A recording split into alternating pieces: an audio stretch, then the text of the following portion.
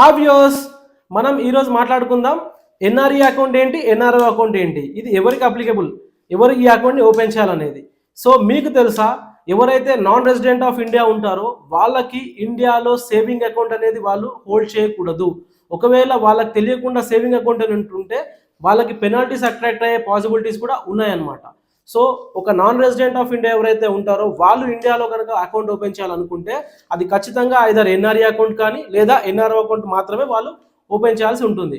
NRE account అంటే ఏంటి అంటే non resident external account, NRO account అంటే non resident ordinary account.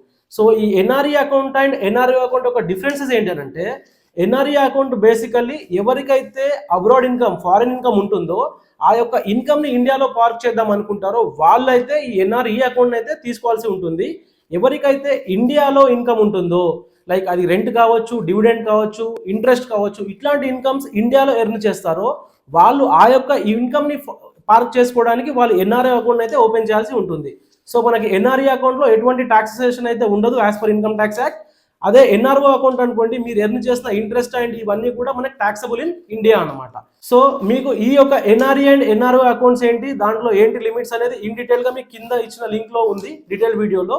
So please watch that video. Please do mention in comments if you have any doubts and please don't forget to like our video. Thank you so much. Signing off.